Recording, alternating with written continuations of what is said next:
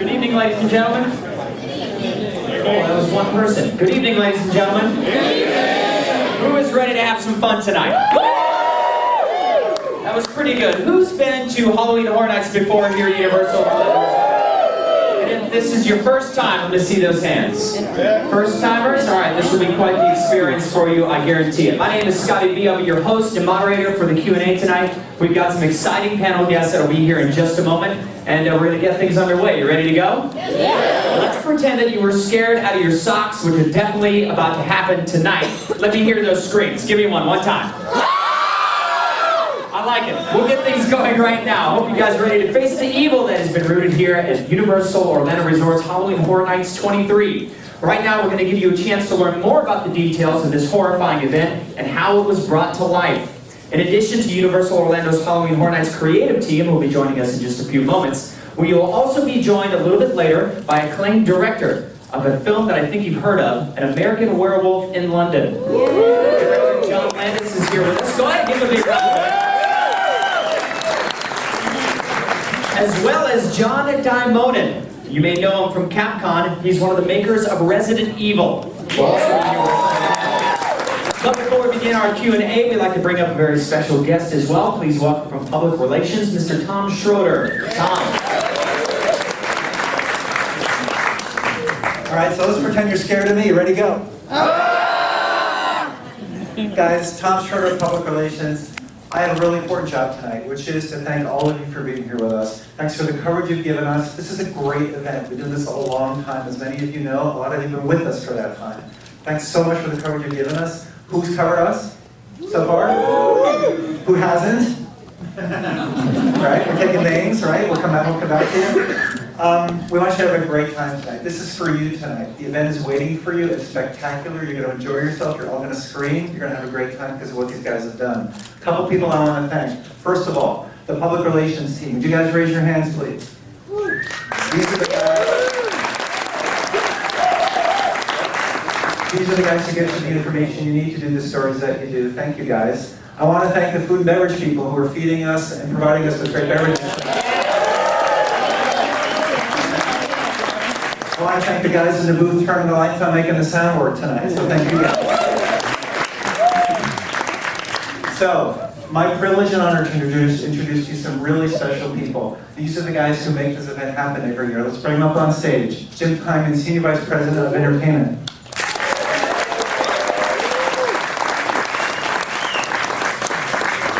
Jim's been awake since God knows how long. The only person who's been awake longer than Jim, Mike Aiello, creative director, Halloween Horror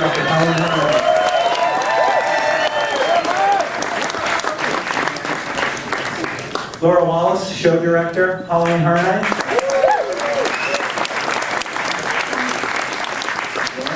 You're great hands. They have a lot of cool information to share with you. Like Scotty said, they'll talk for a little bit. There'll be an opportunity for questions later on. Guys, have a great time tonight. Enjoy yourselves. Jim, take it away, please. Thanks very much, Tom. Good evening, ladies and gentlemen. Thank you for joining us for Halloween Horror Nights 23. Thank you. Sorry, we've been awake for a while, like Tom said. You know, every year I get the opportunity to kind of kick the event off and say welcome and thank you. First, for all of you being here tonight to support us and, as Tom said, cover us. Also, I want to thank a couple people, as Tom has. You know, Halloween Horror Nights is a labor of love, and some of you have heard me say that before. There are hundreds of people who put their heart and soul into this event every year, and some people I want to thank. You know, there's a huge creative effort that goes into this project, and it's kicked off every year. In fact, next year's already kicked off. Believe it or not, 24 is underway as we speak tonight. I'll have 23. And our art and design staff, led by TJ Manarino, is up in the back of the room, and his team of artists, designers, costumers, who put so much love and effort. Thank you, guys. I have to say thank you to TJ. Everyone, please say thank you. They're backed up by John Hamrick and the technical staff, the special effects that go into the haunted houses you see tonight, the streets. The technical team does all the magic and the voodoo that you're not really supposed to notice. It just happens around you. That staff does incredible work. Our operations team, everything that happens in the park Halloween Horror Nights takes thousands of people, and as Tom mentioned, our operations staff, food and beverage, everything that goes into Halloween Horror Nights to build the entire experience of changing this park from a daytime experience into the most horrifying Halloween event in the world. We couldn't do it without all these people. And the creative effort that's led off by Mike, who I know you all are familiar with. We put a great deal of creative brain power into Halloween Horror Nights every year. And it starts off, it's a year-long process. It's already begun for next year. We won't leak any details of that yet. But Mike has a great overview of all the content that you're going to see tonight out in the park. We're incredibly proud of 23. We have a great lineup, the most powerful yet. Great intellectual properties, great original stories, a couple of incredible live shows. And Mr. Aiello, you want to talk about it? Absolutely. Okay, take it away.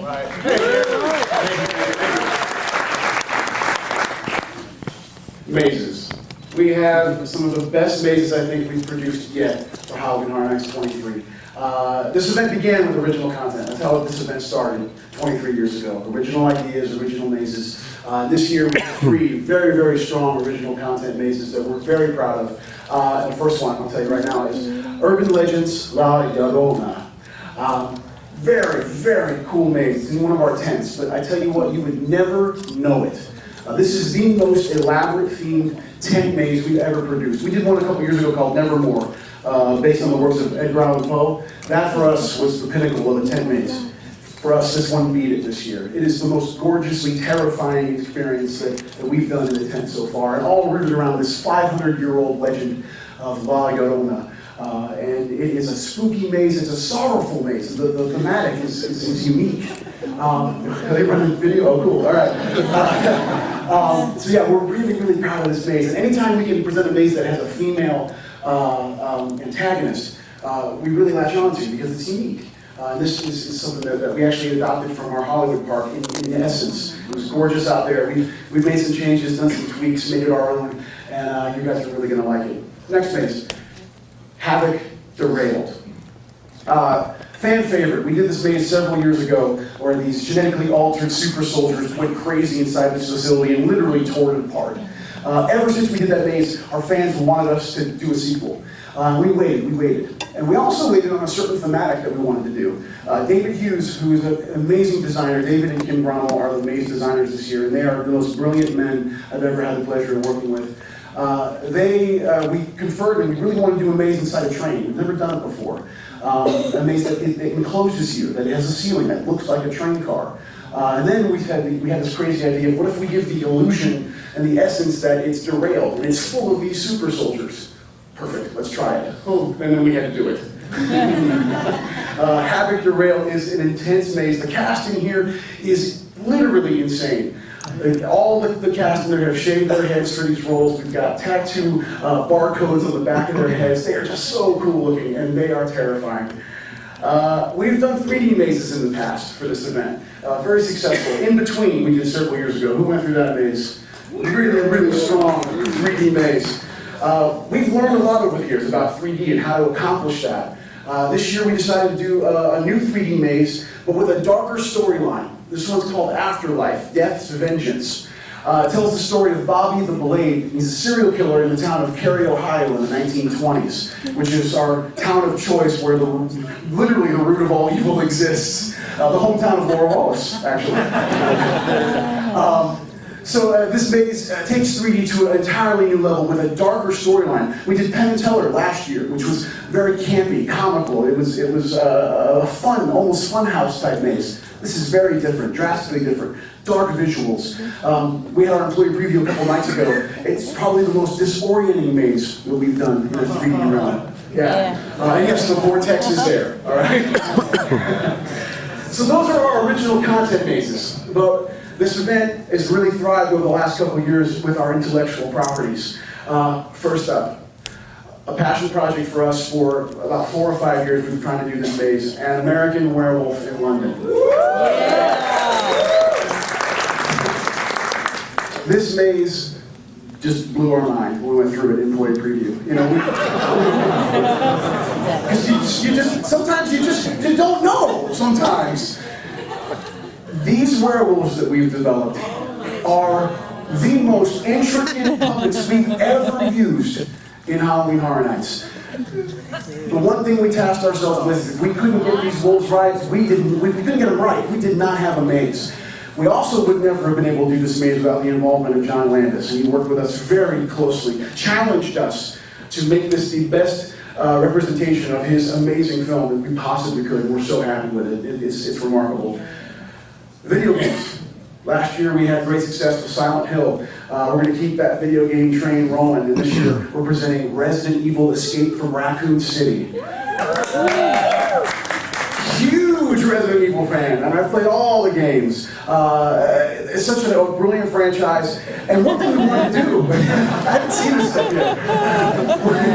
One thing we wanted to do was...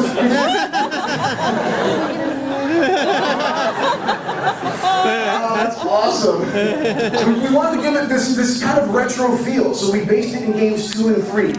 We knew Nemesis was like a big boss in the Resident Evil franchise, and so it was kind of fun for us to kind of play with those aesthetics. I guess there are zombies in this space, but their textures are completely different than, let's say, like Walking Dead. We've got creatures in this space. Nemesis is on 10 feet, 12 feet in the air, firing his Gatling gun down at the guests as you're going through. It's just insane. The Cabin in the Woods. I'm so happy we got stuck that movie because when we saw it for the first time, immediately we're like, we have to do that. We have to do that maze. And we got to work with Lionsgate very closely. Worked with Drew Goddard, the film's writer and co-writer and director. Also, Joss Whedon co-wrote the film. And Drew is an amazing guy. We had lunch with him way back, and it was like kindred spirits. We talked about the maze for about a half hour, and then basically talked about horror movies for 4 hours after that. There she is, so Sugar Plum Fairy. So yeah, it's the movie. You start in the cabin. You're with this zombie redneck torture family. And then you end up in the facility, and just as that purge button is hit, boom, you're in the elevator room, and things are going crazy, blood from floor to ceiling inside that elevator shaft. It is the coolest maze. We were watching people on the way out last night, exiting the maze, literally just doing this. It was awesome. It was awesome. Another awesome franchise, Evil Dead. A remake came out this past year, and I know, being a fan, a horror fan, everybody that knew this remake was happening was just hoping that it was going to be good. Because those 3 films, Evil Dead, Evil Dead 2, and Army of Darkness are like, they're cult classics. And you know what? It was awesome. It was gory, it was visceral, and that's what we immediately attached to, was how gory that this film was. And that is what we're recreating in this maze. This is probably, it's a terrifying maze, but it's also one of the most presentational mazes, I think, that we've done in a while, where you're literally watching these scenes play out. We've got a room called Blood Puke.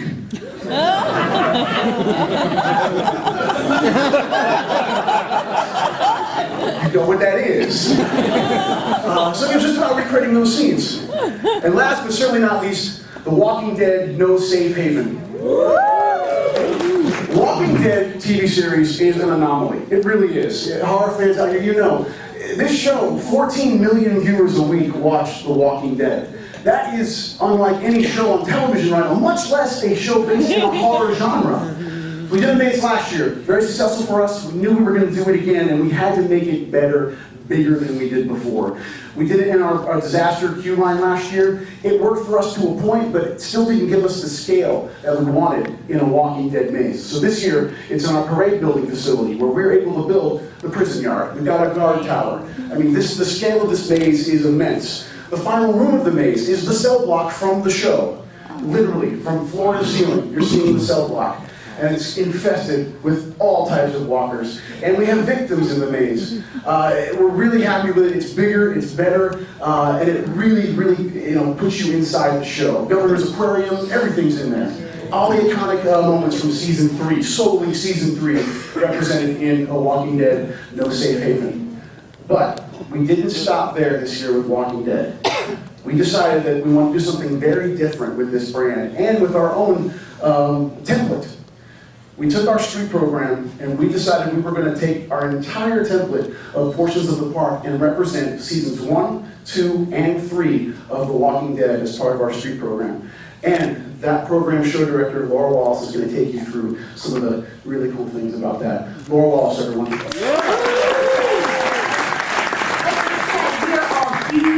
fans of The Walking Dead, and we were so excited to get this to be our entire street program this year because there are some really wonderful environments and large-scale scenes that we haven't yet been able to create within a house. So this year, we've taken seasons 1, 2, and 3 and recreated some of the most iconic scenes in the streets. As you walk through our streets of the New York area of our park, we have turned that into Atlanta. We wanted a tank to roll out on those streets, just like you saw in season 1 in Atlanta. Well, we couldn't quite get a tank. So we built one. Our designers put together this amazing, it looks true to scale, true life. You're going to see that tank out there. You're also going to see right before your eyes in the city of Atlanta, a survivor turn into a walker. Pretty cool. I hope you guys get to experience it tonight. Also, we wanted to bring camp from season 1 to life. So we found the perfect area down by our animal actors area is this little circular area where we have set up camp. We have the RV, we have some survivors on top of the RV. There's some tents, there's some really special cool things that happen inside those tents. I'm gonna let you experience that tonight. But walkers from season 1, as you will notice when you walk through the park, are a lot faster than season 2 or 3. So really notice that too. We've really put all of our walkers through an intensive training, and the earlier the seasons, the faster the walkers. The later the seasons, the slower the walkers.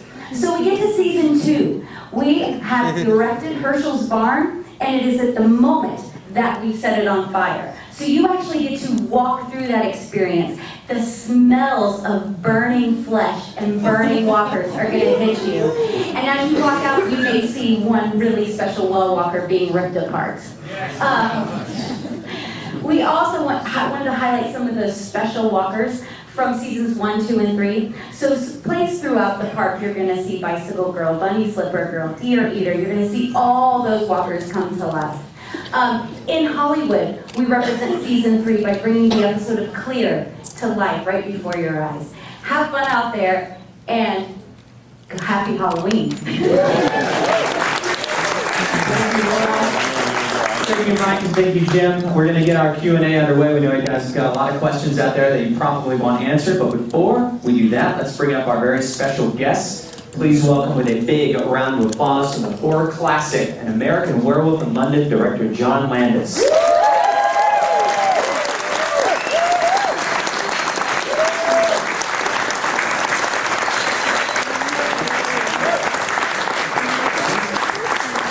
And another John from the hit Resident Evil. Please welcome John Daimonen.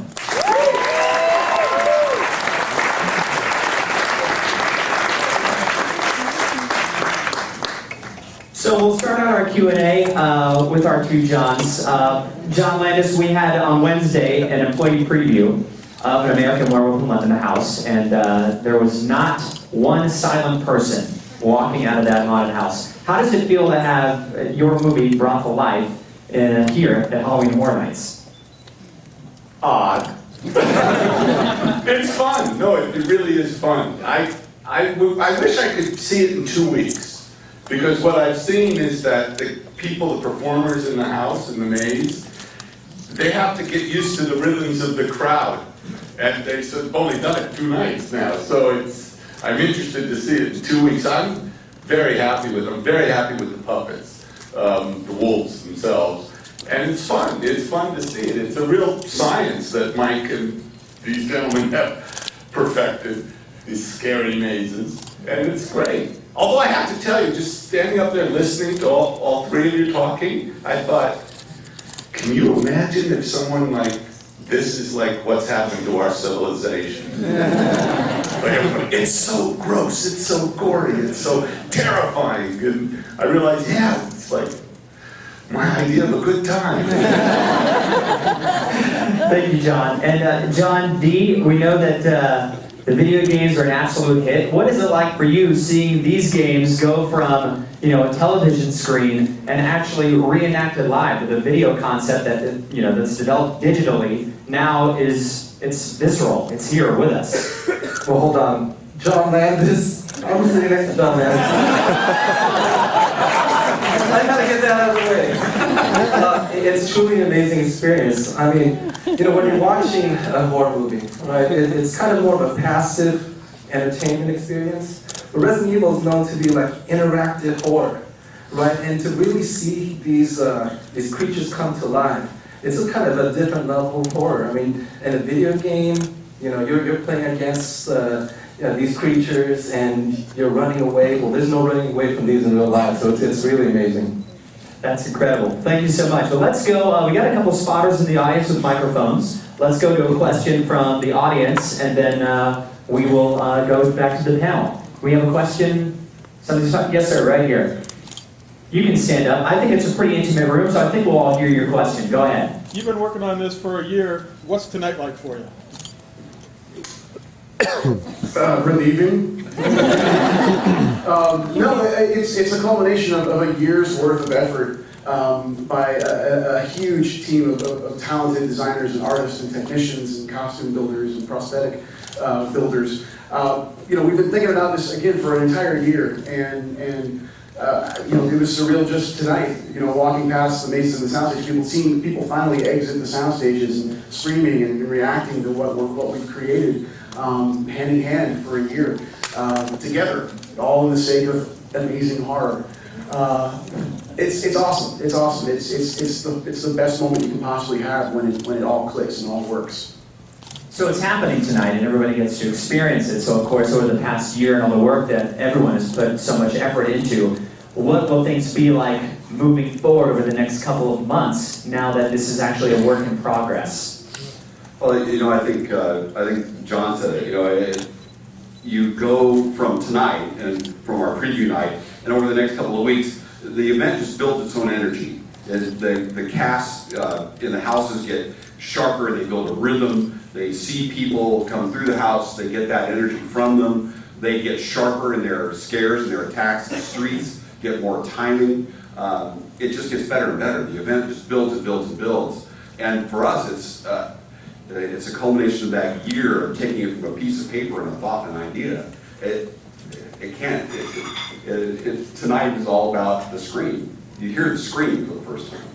And Well, there is so much work, as you were saying, that is put into it, and of course it evolves. And you could say that there are others out there that have tried to do something like this. What makes our event here at Universal Orlando the best Halloween party, as you would call it? What makes it the best event? Well, I'll brag I'll exclude myself and brag on everybody else that works on it. The reason it's the best in the world is because we have the most talented people working on it who bring their skills to it with Universal's resources that are unlike anybody else's in the world. We've got the design eye and the passion for it and the intent to bring what's on the screen in a motion picture, in a television series, in a video game, to life. And I think the passion for the detail to the level that we can bring it that no one else can, I think is what sets us apart and makes us the #1 Halloween event anywhere in the world. Great answer. Thank you very much. Appreciate it. Yeah, that's worth a round of applause. So we also took questions from some of our viewers and some of the folks that were interested via Twitter. So John D., we have a question for you. This is from Rebecca Smith via Twitter. She wants to know, can fans of the classic Resident Evil games look forward to seeing their favorite protagonists like Claire and Leon? Well, I don't want to give too much away and then spoil the experience, but yes. You're going to see Claire, you're going to see Leon, exactly how you remember them from the video games. Even the voiceover is very similar. I mean, when you talk about attention to detail, Mike Aiello and his team were really impressed because they're fans. And they had so much passion for our IP, they were great partners to work with. So we really worked together to make sure we gave an awesome, authentic experience for people who love the classic series. That's great. Thank you so much. Laura, this question is for you. Why did you decide to dedicate this year's street experience solely to The Walking Dead? Because we've had a lot over the years. There have been a lot of different dynamics and a lot of different characters. Why evolve all the characters around that particular series? Well, with the success of our house last year that we did, and with the amazing success of the AMC television series, it was just the perfect timing for us to take our whole street program, revamp it, really take one IP and create this spectacular large-scale experience throughout the entire park. With The Walking Dead, like I said, the 3 seasons gave us a lot to work off of, and it just fit within our environments. Each season fit perfectly within the different environments we have in the park. So it was just a really good relationship and a really good marriage. Fantastic, can't wait to see it. Let's take another question from the audience. Yes, sir, right here in the front. Yeah. For John D. and Mike, I guess, Resident Evil is a huge franchise at this point with multiple games, multiple movies. How did you decide? You said you're mostly focusing on the second and third game. How did you decide, here's the era we'll focus on? Is that a question for you, or you want I to? think we just handed them, I believe. Okay. Well, you know what? We'll talk together at once. So, If you ask, I'll take the first one. That's fine. Sorry to steal the thunder here. If you ask our fans, you know, some of the favorite games in the series is Resident Evil 2 and 3, but we really wanted to focus on the environment surrounding Raccoon City. And for those of you who don't know what Raccoon City is, it's this Midwestern town where a viral catastrophe happens that's turning all these inhabitants into zombies and other creatures we call bioorganic weapons. And so just capturing that whole mood, that whole mystery surrounding this viral outbreak, I think was important to us and important to the fans. I mean, they really were calling for some more classic survival horror, which is, I think, one of our pillars of our franchise. and for us, translating 2 and 3, it was more about the textures involved with that. The color palette is a bit different. You know, last year the video game was about bringing that video game to life, whereas this year we really tried to put players into the game, down to, you know, when you walk through the maze, when you're not getting scared out of your wits, keep a close eye on some of the props that are in the rooms, because we've actually placed items from the game sprinkled throughout the maze. The lighter, we have a save point room, Yes. the ammo. Oh, wait a minute. Wait a minute. I've been in these houses. People aren't going, oh, look. Oh, my God. They're going like this. Ah! They're going like, that's so funny. I love that. They're going like, what remarkable attention. You remember August 17th, I was in the den playing the game. That lamb, they're scared shitless.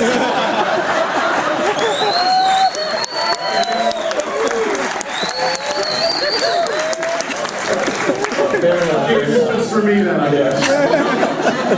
It's for us geeks. Truthfully, actually, I'm just being subversive, but the truth is, I think it does make a difference. I mean, I just know from Werewolf, it's like 6 people just from that little group said to me, oh, they had the Mickey Mouse, you know. So I'm thinking, okay, so I'm just teasing. I'm sure though, speaking of that, you do make a good point. If I'm a gamer, and this is my favorite game, maybe going into the house, I'm thinking, I'm gonna look for these things. I want to feel like I am in the game, just having a slightly different experience this time. Well, definitely, you're probably going to go through a stage like this. You know, you're scared, but you want to see all the detail. But I think that attention to detail, really, it was interesting to watch the whole creative process go through. I mean, everything from the slightest touches, like how the ears of the zombie dogs would point. We went through a couple revisions on that. And it's funny, because you think, well, that's a really small detail.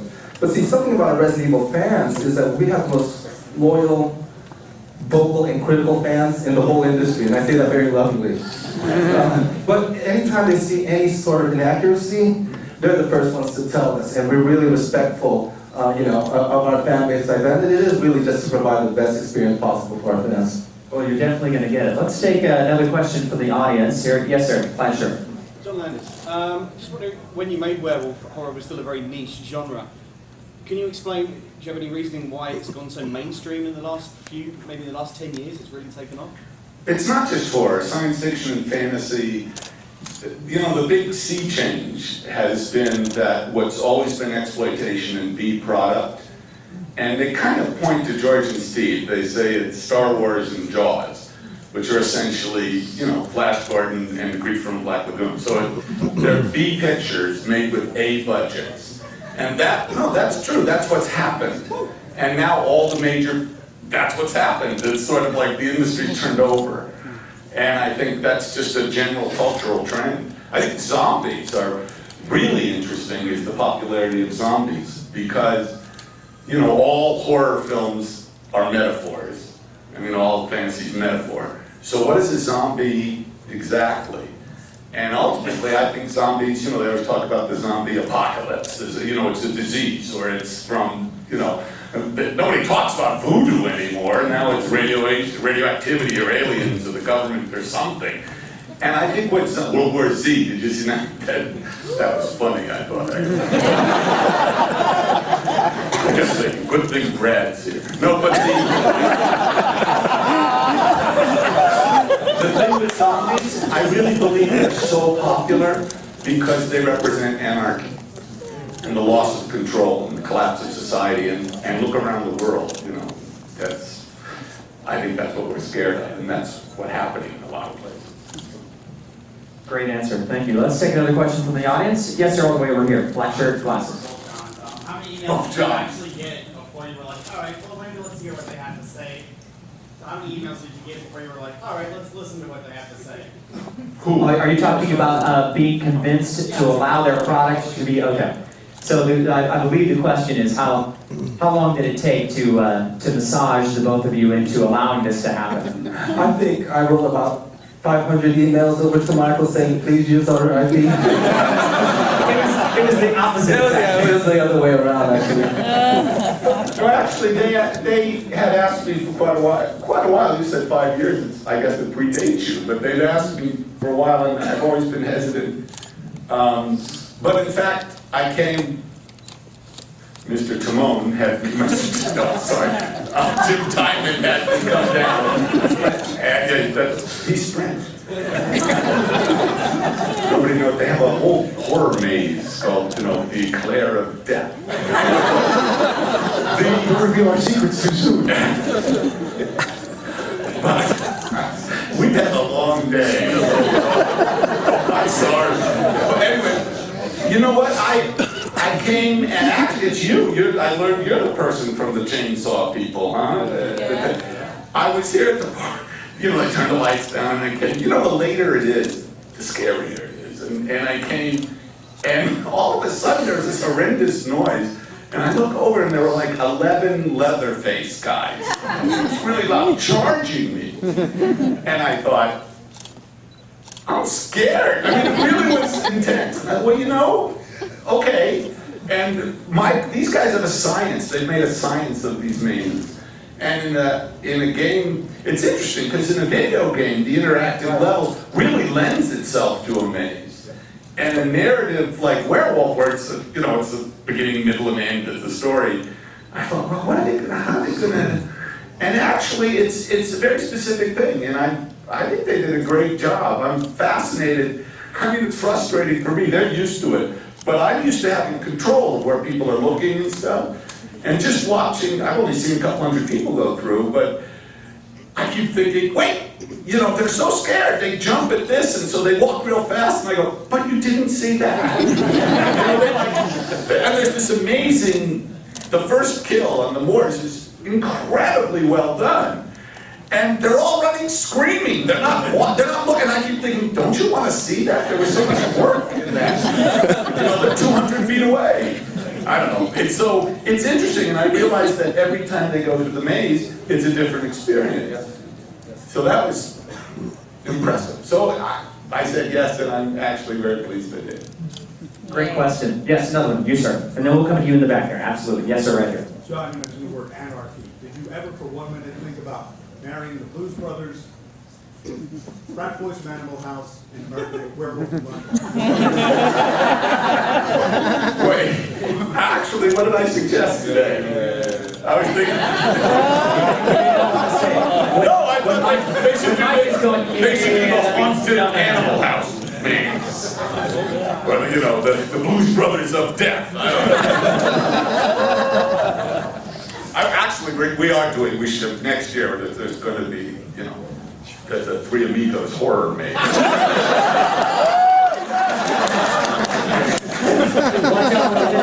right, let's go into the back. Actually, the young lady that was here. Yes, ma'am. Go and stand up if you would. So tell us the secret. What's Halloween Horror Nights 24 going to be like? Different from 23. That's all I can say. Is this like a spoiler? Yes, it'll be scary. That means no. Next question. Yes, sir. 23 years of Halloween Horror Nights. Why did it take so long for American Werewolf to win? Well, because John Landis was incredibly difficult to convince.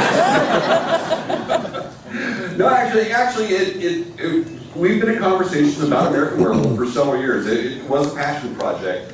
And John was hard to convince to come play with us. But I think it was good that it took time because, one of the things that does set us apart, and Scotty asked this question earlier about what makes Halloween Horror Nights different from every other experience in the world. We talked about kind of the commitment and the talent and what Universal does. One of the things that we really do really well, I think, is we work with the filmmakers and the IP holders and the people that make the games and make the motion pictures and make the television series. We reach out to the creators. We want them involved with us. We know how to do Halloween. We do it better than anybody in the world. And John said it, we have a science to it. But we want to reach out to the people who created it, who made it, who wrote it, who filmed it, who designed it themselves originally. And it took us a long time to bring Werewolf here. And I think it pays off. That time that it took gave us a lot of time to think about it. And a lot of time to work with John to create it. And so it took a long time. But it was worth it. I think you'll see it's time.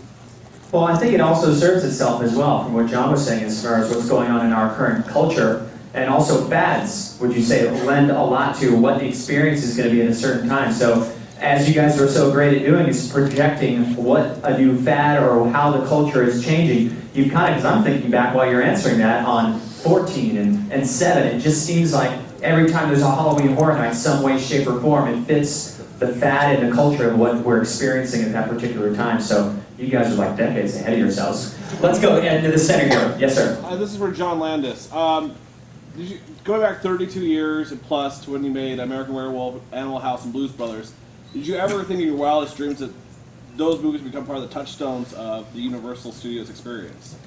Being in the... No. Well, what has that been like, I guess, seeing these endure, to where every night people see it in the cinema, it's just spectacular. And I've been very lucky that I've made a number of films that's still playing. And, a movie, the only test of a movie, it's not contemporary reviews, it's not how much money it makes, it's time. So if you can watch a movie 30 years later and it's still entertaining you, I'm delighted, I'm thrilled. But no, I made for Universal a picture called Into the Night. You'll notice there's no Into the Night ride. That picture made no money and people went, Michelle Pfeiffer, who? It's just gone. And that was a failure. But I worked just as hard on that as I did on the successes. You never know. It's all about the zeitgeist and timing and luck. I'm going to get your question here in a second. We do have a Twitter question that we want to get to. This is for Laura. This is from Tyler Scott via Twitter. Can you give a little insight into the Bill and Ted show as it comes together and a pretty big part of Halloween Horror Nights as well? I know we talked about some of the great mazes and other concepts, but what about Bill and Ted? I'll take this one. Bill and Ted, I think this is the 22nd year for that show. Pop culture spoof show based on literally everything that's happened over the past year. The one thing that we kind of put into the show this year, differently than what we've done in the past, is it does have a horror element to it. It actually is a Halloween adventure this year. It's on a camp with teenagers, celebrity teenagers that you may know of. And so it has a horror aesthetic this year. We haven't really done that with Bill and Ted in the past. So that was kind of a neat item to kind of inject into the show this year. But it's still very much Bill and Ted. And I just love the fact that it's still Bill and Ted. That it's still those guys. Because I think nowadays, most people know them from our show rather than the movie. Although I hear they tell there's talk of a third, which would be frighteningly cool, maybe. But it's rocking and rolling. And Jason Horn is the writer and director of that show this year. And he's done a really great job. I hope you guys enjoy it tonight. Thank you for the answer. Hey, Yes, sir. Scotty, we're going to take 2 more questions. Okay, sounds good. Do you have someone there that has a question? with you, or I'll just go Or to the what? audience again? 2 more questions or what? I think we maybe Press conference of death. Yes, ma'am, right here in the second row. Yes, ma'am. Yes. Thank you. When you guys consider what you guys are going to do as a house, how important is it? A few years ago, you had Phantom of the Opera and silver screens. You have silver screens, excuse me, you have An American Werewolf in London. How important is it to reach back while you're reaching forward and sort of bring horror genre fans from the past? Because there are a lot of people here who may not have seen some of those films. So how do you figure out what you're going to do next? With regard to classics. Absolutely, and as far as hitting those touchstones within the slate. Right. I think we always try and at least do 1 or 2 mazes every year that kind of harken back to the tried and true era of horror. I'm a huge classic monster fan. That's what I grew up on. And anytime that we're able to inject the event with something that is in more of a classic sense that shows kind of where horror began, and you're able to kind of see a timeline in the event. I think that's important. I think it's also really cool that people who may have not seen the film in any given year that we're representing it in a more classic sense, it almost is a gateway. Like they'll experience the maze first and then discover, oh, I really want to kind of see what that was based on. And I'm sure there's kids and teenagers going through the mazes this year that they have never seen An American Werewolf in London. This will be their first view into that realm. And they'll leave here and go, I want to see what they adapted. I want to see how that worked in John's film. And that's really cool, and I think it's important for the event to not only scare you, but this is geeky of me, I like to educate some people as well in horror. I think that's important. I want to just say one thing that really does make this event special, and Jim used the word passion, and you used the word geek, but I have to tell you, these guys, they really are passionate geeks. I mean, they really are. They're very excited about this stuff, and they really enjoy their work. And he wasn't kidding about the screens. We were walking here, and I don't know, what was it we were passing where people were screaming in there? Oh, I think it was the kitchen. No, It was the cabin in the woods. I don't know, we were walking past, and these girls came screaming out of there, and he was beaming. Beaming. I mean, and that, you can't buy that. I'm serious, that kind of enthusiasm. I mean, it makes it special. Also, I want the people who work here, who sign up for Halloween, how many scared, what do you call them? Characters. How many? About 1,000. 1,000 people come for minimum wage, you know.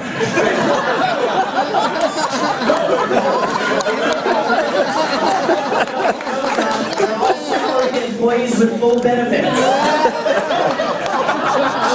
We know that's not true.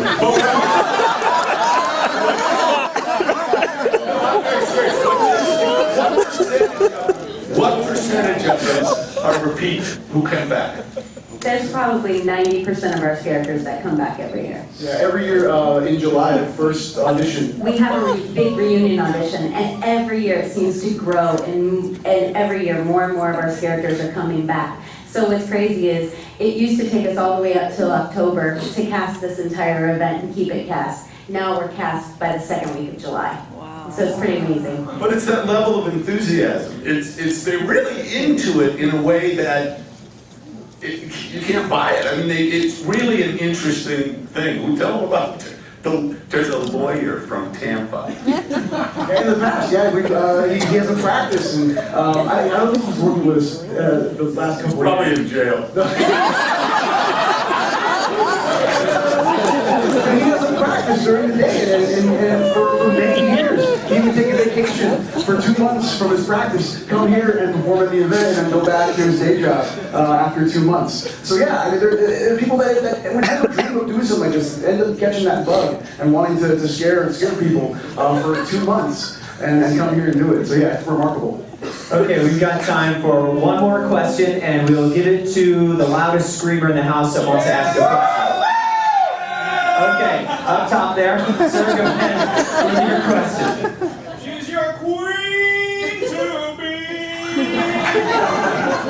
John Landis, all right, man. There's certain movies that always connect us and hit us in the heart, man. We're right there, the remote. We've seen it a million times. Do you know Boondocks? Boondocks, I know many people who do. I did. The comic strip and then the animated show? Yes. Well, Aaron McGruder, young guy who does Boondocks, invited me to his wedding. And I thought, why am I being invited? Okay, sure. So we went to this very nice wedding. And I won't tell you who, but a famous African-American actor came out and sang that song. And she walked down the aisle. I thought, man. All right, what are the top two that you're like sitting there, you've seen it a gabillion times, which ones do you sit there and actually watch? Of my films? Yeah, your movie. I don't watch my films. I've seen them. That DVR, what have you, and they always connect with you. Oh, you mean of movies? Oh, okay. That's a tough one because I have hundreds of favorite movies. There's certain movies that, you know, if you're turning channels and it's on TV, you just get, like Godfather 2, you just get sucked in. Goodfellas, you know, Wizard of Oz or King Kong, the original, there are lots there. You know what, I hate those top 10 lists and stuff. I have too many films that I just love. You know what breaks my heart now is most people will see Lawrence of Arabia 2001 on their iPad. As a filmmaker, that kills me. But I honestly don't have a favorite. Thank you. Thank you. Thank you, Alex Diaz, for your very energetic question and performance. Our teams will be calling your teams in the AM. Ladies and gentlemen, how about a big round of applause?